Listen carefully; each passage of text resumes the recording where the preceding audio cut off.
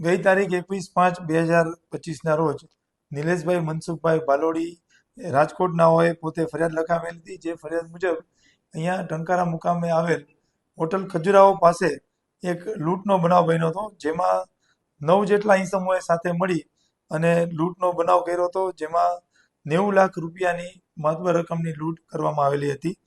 આ કામે એ લોકોએ હથિયારમાં લાકડાના ધોકા, પાઇપ, છરી જેવા હથિયારો વાપરેલા હતા. 2 ગાડીઓ વાપરેલી હતી, જે પૈકીની બંને ગાડીઓ પકડાઈ ગઈ અને આ સાથે 2 આરોપીઓ અભી અલગોતર અને અભિજીત ભાર્ગવ બંને પકડાયેલા હતા અને આ ગુના કામે ગુનો નોંધી આગળની તપાસ પીઆઈ છાસિયા ટંકારા પોલીસ સ્ટેશનના ચલાવી રહ્યા હતા. આ દરમિયાનમાં પીઆઈ છાસિયા અને એની ટીમે અથાગ મહેનત કરીને અહીંયા અલગ અલગ આરોપીઓ પકડી પાડેલ છે. આ બનાવ ખૂબ જ મોટો અને મોટી રકમનો હોય મહેરબાન આઈજીપી શ્રી અશોકકુમાર યાદવ સાહેબ તેમજ મોરબી એસપી શ્રી રાહુલ ત્રિપાઠી સાહેબના સતત મોનિટરિંગ કરી રહ્યા છે અને એમની સૂચના હેઠળ આ તપાસ દરમિયાન કુલ હાલ સુધીમાં 6 આરોપીઓ પકડવામાં આવ્યા છે, જેમાંથી 5 આરોપીઓ અગાઉ પકડાઈ ગયેલા હતા. એમાં દિગ્વિજય અમરસિંહભાઈ ઢેડી કરીને જેને આ કાવતરાને શરૂઆતથી અંજામ આપ્યો એને પણ આમાં અટક કરવામાં આવેલ છે.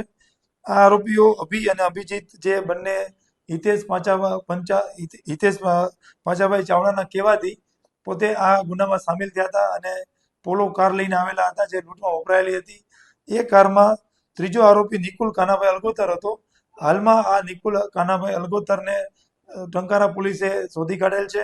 આ નિકુલ કાનાભાઈ અલગોતર છે એ પોતે દ્વારકા દર્શન કરવા જવાની બાતમી હોવાથી ટંકારા પોલીસે વાંકાનેર બાઉન્ડ્રી પાસે ઘાત ગોઠવી અને આ આરોપીને પકડી પાડેલ છે અને આ આરોપીની ખંતપૂર્વક ઊંડી પૂછપરછ કરી અને 7 દિવસના રિમાન્ડ પણ મેળવેલ છે અને રિમાન્ડ દરમિયાન આ આરોપી પાસેથી રૂપિયા 2 લાખ જેવો રકમ છે એ રિકવર કરવામાં આવી છે.